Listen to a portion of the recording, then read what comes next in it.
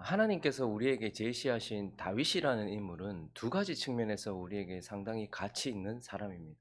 하나는 그가 예수 그리스도의 예표라는 측면이죠.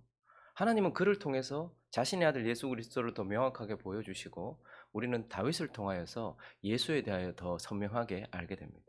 그리고 또 한 방면으로 그는 다윗은 경건한 성도의 모범이라는 측면으로도 우리에게 가치가 있습니다. 우리가 똑같은 성경을 가지고서 한 시대를 살았던 넘어지기도 하고 쓰러지기도 했지만 여전히 하나님을 믿음으로 섬겼던 하나님 앞에 어떻게 예배를 해야 하는지, 하나님 앞에 어떻게 회개를 해야 하는지, 하나님 앞에서 어떻게 믿음의 길을 걸어야 하는지 그 경건한 성도의 모범으로서 우리에게 유익을 주는 가치 있는 사람입니다.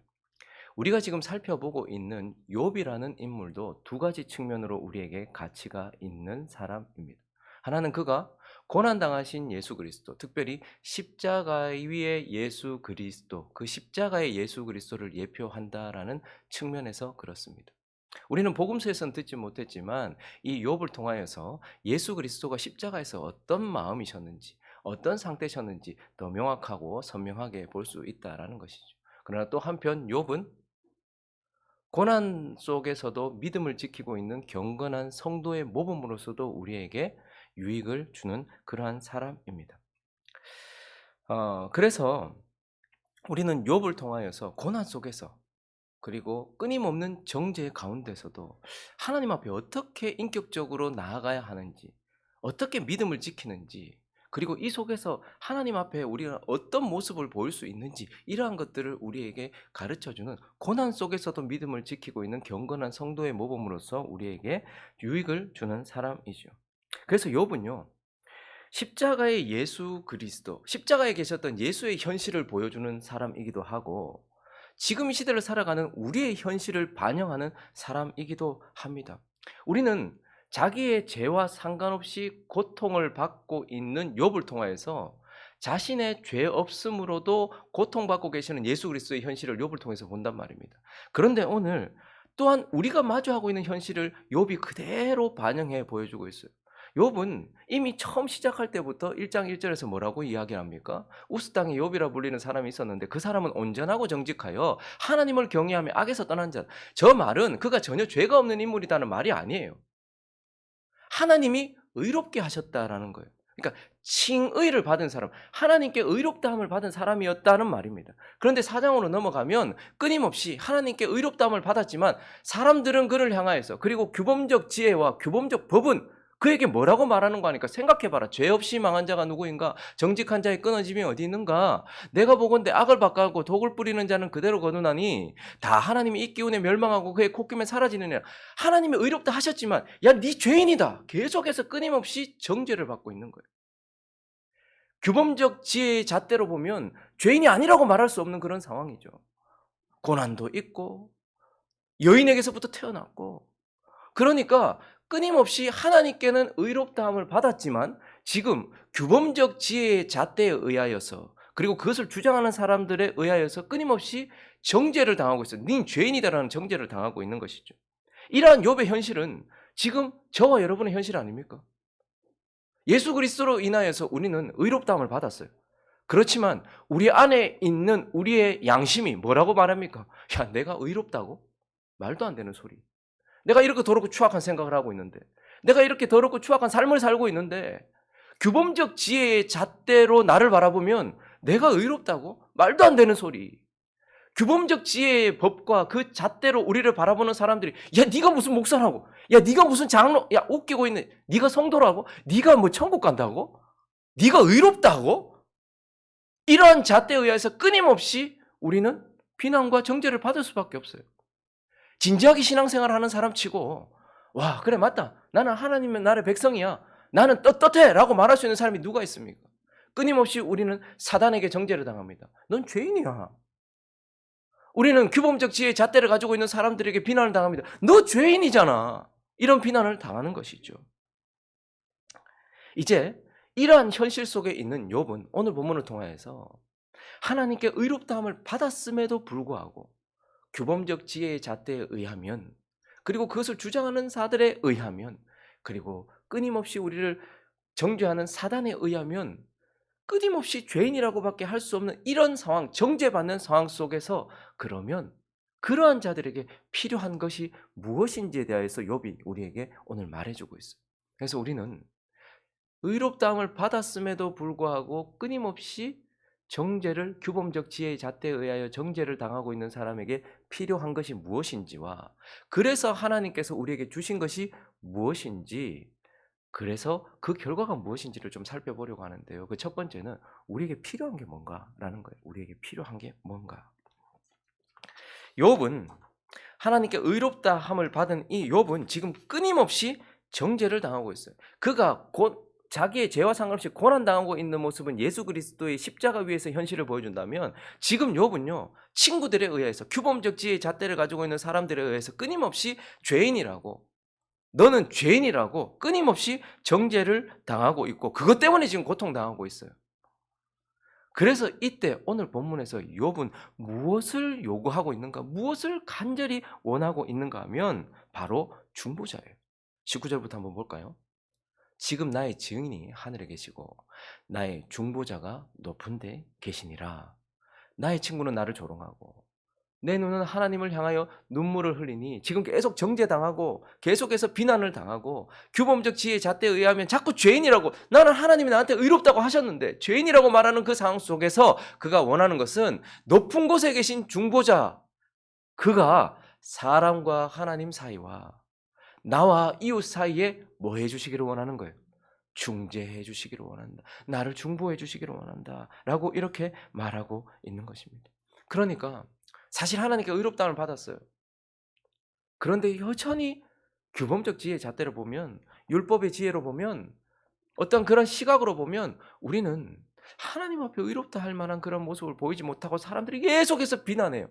그때에 욥이 요구하는 것은, 욥이 정말 내게 필요한 것은 바로 높은 곳에 계신 나를 인정해 주실 중보자, 하나님과 사람 사이에서, 그리고 사람과 사람 사이에서 나를 중재해 주실 중보자가 필요합니다라고 그가 그렇게 요청을 하고 있는 거예요. 그리고 17장으로 넘어가서 또 하나를 더 하나님께 요구하고 있는데, 그것은 무엇인가 하면 바로 보증인데 담보물을 달라는 거예요. 2절과 3절에 보시면 또 여전히 나를 조롱합니다. 그들이 나와 함께 있고 그들이 조롱하는 눈, 나를 죄인이라고 바라보는, 조롱하고 비판하고 정죄하는 눈으로 나를 계속 바라보니까 나도 너무 힘이 듭니다. 그래서 뭐라고 말해요? 청하건대 나에게 담보물을 주소서. 나의 손을 잡아줄 자가 누구일까? 라고 말하면서 지금 그는 하나님께 나의 보증, 나를 보증하는 것, 하나님이 나의 보증이 되어주시고 정말 하나님이 나의 보증이 된다는 그러한 담보물, 보증물을 주십시오라고 이렇게 요구하고 있는 거예요. 하나님께 의롭다함을 받았어요. 그럼에도 불구하고 끊임없이 규범적 지혜의 잣대에 의하여서 비판받고 정죄받고 있는 사람에게 가장 필요한 것이 욥을 통하여 드러나고 있는데, 그것은 바로 나를 중보해 줄 중보자, 그리고 하나님이 나를 보증한다는 그러한 보증, 이것이 필요하다라고 말하고 있는 거예요. 그래서 하나님께서 우리에게 무엇을 주셨습니까? 하나님 분명히 우리한테 의롭다 하셨거든요. 근데 여기 자신 있는 분 있습니까? 규범적 지혜의 잣대를 딱 갖다 대고, 그리고 우리가 딱 쳐다보면서 너 의인이라고? 웃기지 마! 라고 말하는 우리에게, 그런 비판을 받는 우리에게 자신이 있습니까? 그런데 그런 우리에게 필요한 것은 뭐죠? 내가 의인이라고 칭함을 받았다. 하나님께서 나를 붙들어 주셨다. 규범적 지혜의 잣대가 아니라 예외적 지혜로, 인과응보의 원리가 아닌 감춰져 있었던 은혜의 방식으로 우리가 의롭다함을 받았다라는 것을 증거해줄 중보자와, 그리고 그것을 보증해줄 보증물이 필요하다고 말하는 거예요. 그래서 하나님께서 우리에게 중보자를 허락하신 거예요. 이사야서 57장을 가보시면 15절부터 이런 말씀을 하셨는데 읽어볼까요? 시작.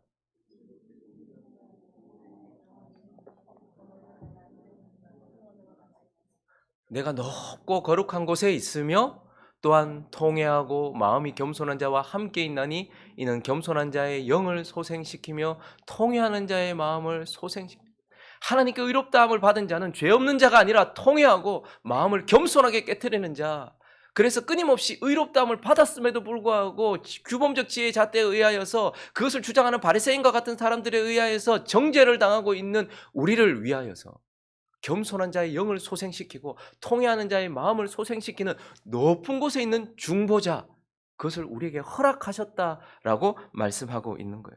그래서 로마서 8장은 더 우리에게 명확하게 31절부터 보면 그런즉 일에 대하여 우리가 무슨 말하리요? 만일 하나님이 우리를 위하시면, 누가 다 정죄하더라도 하나님이 우리를 위하시면 누가 우리를 대적하리요? 자기 아들을 아끼지 아니하시고 우리 모든 사람을 위하여 내주시니가 어찌 그 아들과 함께 모든 것을 우리에게 주시지 아니하겠느냐? 누가 능히 하나님께서 택하신 자를 고발하리요? 의롭다 하신 이는 하나님이시니 누가 정죄하리요? 죽으실 뿐 아니라 다시 살아나신 이는 그리스도 예수시니 그는 하나님 우편에 계신 자요 우리를 위하여 간구하시는 자시니라. 끊임없이 정죄를 당하고 있는 우리를 위하여 높은 곳에 중보자를 주셨는데, 그분은 우리를 위하여 죽으시고 다시 살아나셨고 지금 보좌 우편에 앉아 계시면서 끊임없이 우리를 위하여 간구하시는 그러한 중보자, 바로 누구를 줬다는 거예요? 그의 아들 예수 그리스도를 우리에게 중보자로 주셨다. 그래서 모든 사람들이 우리를 비난하고 정죄하고 내 속에서도 그리고 내 밖에서도 그리고 사단이 그리고 바리새인과 같은 사람들이 우리를 정죄한다 할지라도 누가 너희를 정죄하리요? 보좌 우편에 계신 예수 그리스도께서 너희 중보자가 되신다. 하나님과 사람 사이에서, 사람과 사람 사이에서 너희를 중보하는 중보자가 되신다. 하나님께서는 그래서 너희에게 중보자 예수 그리스도를 주셨다라고 이렇게 말해요. 근데 그분은 하늘에 계시니 우리는 모르잖아요. 그래서 욥이 보증물을 주십시오. 담보물을 주십시오. 내가 진짜 보증받았다. 내가 정말 하나님이 나를 의롭다 하셨다라는 보증물을 주십시오 라고 했는데 하나님은 그것도 허락해 주셨어요. 우리에게 담보물도 허락해 주셨어요. 고린도후서 1장으로 가보실까요? 21절과 22절에 있습니다. 시작. 우리는 너희와 함께 그리스도 안에서 굳건하게 하시고 우리에게 기름을 부으신 이는 하나님이시니 그가 또한 우리에게 인치시고 보증으로 우리 마음에 성령을 주셨느니라. 끊임없이 우리를 정죄하고 나 스스로도 내가 진짜 하나님 앞에 내가 이래가지고 무슨 하나님 앞에, 그런데 우리에게 너 의로운 사람이야. 하나님께서 너를 의롭다 하셨어 라는 보증을 뭘 주셨다는 거예요? 우리 안에 성령을 주셨다는 거예요. 우리 안에 끊임없이 죄를 따라가는 욕구도 있고 넘어지기도 하지만 그러나 하나님께서 우리에게 성령을 주셔서 그러나 너는 하나님의 사람이야 라고 이야기하시는 거예요. 고린도서 5장 5절도 이렇게 얘기하고 있습니다. 곧 이것을 우리에게 이루게 하시고 보증으로 성령을 우리에게 주신 이는 하나님이시니라. 그래서 하나님이 우리에게 성령을 주셔서 너는 의롭다함을 받은 자야 라고 우리에게 말씀하고 있는 거예요. 한 구절만 더 볼까요? 에베소서 1장도 가보실까요? 13절과 14절이 있습니다. 시작. 그 안에서 너희도 진리의 말씀 곧 너희의 구원의 복음을 듣고 그 안에서 또한 믿어 약속의 성령으로 인치심을 받았으니 이는 우리 기업의 보증이 되사 그 얻으신 것을 속량하시고 그의 영광을 찬송하게 하려 하심이라. 우리 손에 뭐 안 들려 있어요. 그런데 하나님 우리 안에 뭘 주셨대요? 성령을 주셨대요. 부인할 수 없는 사실 중에 하나는 내 안에 성령이 살아 역사하신다는 거예요. 내 안에 그리스도께서 성령으로 살고 계신다는 거예요. 이것을 통하여서 끊임없는 정죄 속에서도 우리는 하늘 보좌 우편에서 나를 위한 중보자가 계시고 내 속에 보증물을 주셨다라는 것을 하나님께서 우리에게 말씀하시는 거예요. 그래서 의롭다함을 받았지만 오늘 하루를 살아가면서도 끊임없이 정죄받고 있는 우리에게 정말 필요한 것은 돈도 아니고 건강도 아니에요. 바로 중보자와 보증물이라는 거예요. 그런데 그런 우리를 위하여 하나님은 자신의 아들을 중보자로 주시고 자신의 영을 우리에게 보증물로 주심으로써 우리를 의롭다 하시면서 끊임없이 우리를 붙잡고 계신다라는 거예요. 그래서 하나님께서 이렇게 간절하게 의롭다함을 받았지만 고통을 당하고 의롭다함을 받았지만 여전히 정죄를 당하고 있는 우리에게 주신 이 중보자와 이 보증으로 인하여서 우리에게 주어지는 결과가 뭐냐는 거예요. 우리에게 주어지는 결과. 그 결과는 무엇이죠? 욥이 오늘 비난 속에서 그냥 죄 없이 자기의 죄와 상관없이 고통받는 그의 고통은 십자가 위에 계신 예수 그리스도를 보여준다면 지금 욥의 또 다른 현실은 무엇이냐면 하나님 분명히 욥에게 의롭다 하셨는데 근데 자꾸 이 규범적 잣대로 의롭지 않다고 너는 죄인이라고 너는 지옥 백성이라고 계속해서 말하고 있는 이 비난 속에서 이 고통이 있는 거예요. 그래서 그가 무엇이 필요한지를 드러냈다면 그러한 필요에 의하여서 하나님께서 주신 것이 우리에게 무슨 결과를 가지고 올지도 오늘 본문을 통해서 말하고 있어요. 6절부터 한번 보실까요? 9절까지 보시면 하나님이 나를 백성의 속담거리가 되게 하시니 그들이 내 얼굴에 침을 규범적 지혜의 잣대에 의하면 욥은 침뱉음을 당해도 별 그게 없어요. 지금 계속 그런 일을 당하고 있어요. 내 눈은 근심 때문에 어두워지고 나의 온 지체는 그림자 같구나. 정직한 자는 이로 말미암아 놀라고 죄 없는 자는 경건하지 못한 자 때문에 분을 내나니 그러므로 의인은 그 길을 꾸준히 가고 손이 깨끗한 자는 점점 힘을 얻느니라. 희한한 말이 갑자기 쏟아져 나와요. 지금 이 말을 조금 이해할 수 있도록 번역을 하면 이렇습니다. 이런 내 처참한 꼴을 보고 정직하다고 하는 자들은 크게 놀라고 죄 없다고 하는 자들은 부들부들 떨며 나를 불경스럽다고 마구 비판하는구나. 그러나 정말 의인이라면, 정말 의롭다 칭함을 받은 자라면 자기 길을 갈 것이요 깨끗한 손을 가진 사람들은 더욱 강건해질 것이다. 그러니까 지금 하나님 의롭다 했음에도 불구하고 규범적 지혜의 잣대에 의해서 사람들이 비판하고 정죄하고 자기에게 침을 뱉고 한단 말이죠. 그런 상황 속에서 정직하다고 하는 사람들은 정직하다고 하는 자들은 나를 보면서 크게 놀라고 죄 없다고 하는 자들은 나를 보면서 부들부들 떨고 있지만 그러나 진짜 의인이기 때문에 진짜 의인이라면 어떻게 된다는 거예요? 그 길을 꾸준히 간다는 거예요. 비판과 정죄 속에서도 고통과 어려움 속에서도 그 길을 구절해 보니까 그 길을 꾸준히 간다. 그리고 깨끗한 자는 점점 뭐 어떻게 해요? 힘을 얻는다. 즉 견디고 견고해지고 강해진다. 이렇게 말하고 있는 거예요. 지금 욥이 뭐를 말하고 있는 거예요? 하나님께서 주신 중보자와 그리고 하나님께서 주신 보증으로 인하여서 의롭다함을 받은 자에게는 이러한 비판과 정죄와 고통과 어려움이 있지만 그러나 결국은 견디고 결국은 굳게 된다라고 말하면서 그가 성도의 견인에 대해서 이야기를 하고 있는 거예요. 의인은 고통도 있습니다. 정죄도 있습니다. 어려움도 있습니다. 비판도 받습니다. 그러나 결국은 견딘다. 결국은 그렇게 굳어진다라고 말하면서 지금 그리스도에 의하여서 우리를 중보하시는 그리스도에 의하여서 그리고 우리 속에서 역사하시는 성령에 의해서 결국 우리는 그 속에서도 견디고 버티고 견고해진다. 성도의 견인은 끌어간다는 말이 아니라 인내하고 굳어진다 이런 뜻입니다. 성도의 견인을 말하고 있어요. 예수 그리스도께서 우리에게 이 말씀을 주셨습니다. 성도의 견인의 교리는 사람들이 만들어낸 게 아니에요. 우리가 연약하고 부족하고 규범적 지혜의 잣대에 의하면 비판받을 수 없는 자들이고 수없이 넘어지기도 하는데도 불구하고 성도는 결국은 끝까지 그 길을 간다. 그리고 결국은 그리스도인으로 굳어진다. 그 길을 끝까지 가서 결국은 강해진다. 이 말은 예수 그리스도께서 우리에게 주셨던 말씀입니다. 요한복음 17장 가보시면 9절부터요. 내가 그들을 위하여 비옵나니 내가 비옵는 것은 세상을 위한 모든 사람을 위한 게 아니라는 거예요. 내게 주신 자들을 위함이니이다. 그들은 아버지의 것이로소이다. 내 것은 다 아버지의 것이요 아버지의 것은 내 것이온데 내가 그들로 말미암아 영광을 받았나이다.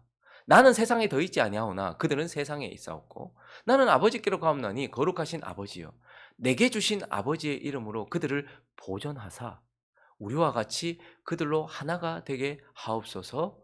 내가 그들과 함께 있을 때 내게 주신 아버지의 이름으로 그들을 보존하고 지켰나이다. 그 중에 하나도 멸망하지 않고 다만 멸망의 자식뿐이오니 이는 성경을 응하게 합니다. 지금 예수님 무슨 말씀하시는 거예요? 하나님께서 내게 주신 자들은 아버지의 이름으로 내가 다 지켰습니다. 그리고 앞으로도 지킵니다. 라고 이렇게 말하는 거예요. 유다 잃어버린 것 아닙니까? 12명 택했는데 그 중에 한 사람 잃어버렸잖아요. 유다. 근데 그는 처음부터 멸망의 자식이었지 원래 하나님의 자녀였는데 예수 그리스도께서 보호하시다가 잃어버린 게 아니고 그는 처음부터 하나님과 상관없는 자였단 말입니다. 그러니까 지금 예수님께서 뭘 말씀하시냐면 이들은 연약하고 부족합니다. 의롭다함을 받았지만 이들은 여전히 규범적 지혜의 잣대에 의하면 죄인이라고밖에 불릴 수밖에 없고 고난도 받고 비판도 받고 정죄도 받으면서 쓰러질 수밖에 없는 자들입니다. 그러나 뭐라고 말하는 거예요? 아버지께서 내게 주신 자를 내가 보존하고 지킵니다. 라고 이렇게 말씀하시는 거예요. 그래서 그것을 보증으로 18절로 넘어가면요. 예수님 잡으러 왔잖아요. 전부 다 예수님 잡으러 왔는데 그때에 예수께서 다시 누구 찾냐? 물으니까 그들이 우리 나사렛 예수 찾는다 라고 말하니까 예수님 어떻게 하세요? 예수께서 대답하시되 너희에게 내가 그다 내가 나라고 밝혔으니 나만 잡아가면 되지 않느냐. 나를 찾거든 이 사람들이 가는 것은 용납해라. 그래서 어떻게 합니까? 제자들은 전부 다 도망가요. 제자들은 다 살아남아요. 그런데 이는 아버지께서 내게 주신 자 중에 하나도 잃지 아니하였사옵나이다 하신 말씀을 응하게 하려고. 예수 그리스도 지금 뭐 하시는 거예요? 계속해서 의롭다함을 받은 자기 백성, 자기의 신부, 성도를 끝까지 지키는 거예요. 그래서 베드로도 넘어졌지만 그를 끝까지 지키시고 붙드셔서 하나님의 자녀로 결국은 그렇게 견디고 버티고 굳어지게 하셨다는 말이에요. 지금도 예수 그리스도는 우리를 그렇게 지키고 보호하고 계신다라는 말이에요. 우리가 정죄를 받고 쓰러지기도 하지만, 그리고 죄에 의하여 넘어지기도 하고 세상에서 풍파를 만나기도 하지만, 그러나 우리가 결국은 하나님 앞으로 계속해서 나아갈 수 있도록 오늘 말씀처럼 그 길을 꾸준히 가고 더욱더 점점 그리스도인으로 굳어질 수 있도록 한다라고 말하고 있어요. 그래서 성경 전체가 말하고 있는 이 성도의 견인, 우리가 그런 생각 들지 않습니까? 오늘 하루를 살면서도 이렇게 주님을 배반하고 이렇게 더럽고 추악한 마음을 가지고 어떨 때는 쓰러지고 넘어지기도 하는데, 내가 끝까지 저기까지 갈 수 있을까? 주님 계신 곳까지 갈 수 있을까? 그리스도의 장성한 분량에 이르기까지 자라갈 수 있을까? 내가 정말로 갈 수 있을까? 이런 생각 들지 않습니까? 그런데 우리는 우리의 힘으로 가는 게 아니에요. 하나님께서 우리를 끝까지 가게 하신다. 중보자 예수 그리스도와 보증으로 주신 성령에 의하여서 가게 하신다. 성도의 견인을 그분이 우리에게 보증하고 있는 거예요. 그래서 우리 믿음의 선배들이 성경 전체에서 나오고 있는 이 성경의 견인이라는 교리를 정리했습니다. 그래서 웨스트민스터 신앙고백서에는 이렇게 이야기하고 있는데, 성도의 견인에 대해서 한번 볼까요? 성도의 견인, 성경 전체를 가지고서 정리했습니다. 하나님께서 자신의 사랑하시는 자 안에서 용납하시고 성령으로 효과 있게 부르시고 거룩하게 하신 사람들은 성도죠. 은혜의 상태에서 전적으로 그리고 최종적으로 타락할 수 없다. 전적으로 최종적으로는 타락할 수 없다. 그들은 은혜의 상태에서 마지막까지 견인할 것이며 끝까지 견디고 버티게 될 것이라는 거예요. 영원히 구원을 얻을 것이다. 이 성도의 견인은 그들의 자유의지에 의존하지 않고 그들에게 맡겨놓은 게 아니에요. 너희 끝까지 견뎌라, 버텨라 라고 말씀하신 것이 아니고, 자유롭고 변하지 않는 사랑에서 흘러나오는 성부 하나님의 선택의 작정의 분별성과, 그리고 예수 그리스도의 공로와 중보기도의 효력과 성령의 내주하심과 그들 안에서 거하시는 하나님의 씨앗, 은혜의 언약의 본질에 의존한다. 그러니까 우리한테 달려있는 게 아니라고 말하는 거예요. 성부 하나님의 영원한 선택과 성자 예수 그리스도의 중보와 우리 안에서 역사하시는 그 역사와 성령의 내주하심, 그리고 우리 속에 주신 생명, 그리고 우리에게 하신 언약, 이런 것들에 의존한다. 이 모든 것에서 견인의 확실함과 무호성이 발생한다 라고 말하면서 성도는 결코 망할 수 없다. 정죄를 당해도 쓰러지고 넘어져도 결국은 붙들어 주신다 라고 말씀하고 있는 것입니다. 말씀을 정리하겠습니다. 오늘도 우리는 우리 스스로 우리 자신을 정죄하죠. 내가 무슨 목사라고, 내가 무슨 장로라고, 내가 무슨 권사라고, 내가 무슨 집사라고, 내가 성도라고. 사단도 우리에게 비판하고 정죄합니다. 그따위로 살면서 네가 의롭게 됐다고? 하나님의 자녀라고. 그리고 규범적 지혜의 잣대를 가지고서 말하는 바리새인 같은 자들은 계속해서 우리를 정죄합니다. 의롭다함을 받았지만 우리는 이러한 정죄 가운데 있습니다. 그리고 그것 때문에 고통스럽죠. 그러나 하나님께서 우리에게 이런 우리를 위하여 중보자 예수 그리스도를 주셨고 우리 안에 성령을 보증으로 주셨다라는 것을 기억하십시오. 그래서 그분에 의하여서 우리는 결코 망할 수 없고 의인이라는 그 칭함을 받은 그대로 하나님 앞에서 오늘도 살아가게 되고 끝까지 살아가게 된다라는 것을 기억하시면서 정죄 속에서 당당히 다시 일어나고 나의 넘어짐 속에서도 다시 주님을 바라보는 저와 여러분이 되시기를 예수 그리스도의 이름으로 축원합니다. 마지막으로 로마서 8장 33절부터 39절까지 읽고 마치겠습니다. 시작. 누가 능히 하나님께서 택하신 자들을 고발하리요? 의롭다 하신 이는 하나님이시니 누가 정죄하리요? 죽으실 뿐 아니라 다시 살아나신 이는 그리스도 예수시니 그는 하나님 우편에 계신 자요 우리를 위하여 간구하시는 자시니라. 누가 우리를 그리스도의 사랑에서 끊으리요? 환난과 공고나 박해나 기근이나 적신이나 위험이나 칼이랴. 기록된 바 우리가 종일 주를 위하여 죽임을 당하게 되며 도살당할 양같이 영임을 받았나이다 함과 같으니라. 그러나 이 모든 일에 우리를 사랑하시는 이로 말미암아 우리가 넉넉히 이기느니라. 내가 확신하노니 사망이나 생명이나 천사들이나 권세자들이나 현재일이나 장래일이나 능력이나 높음이나 깊음이나 다른 어떤 피조물이라도 우리를 우리 주 그리스도 예수 안에 있는 하나님의 사랑에서 끊을 수 없으리라. 아멘. 같이 한번 기도하도록 하겠습니다.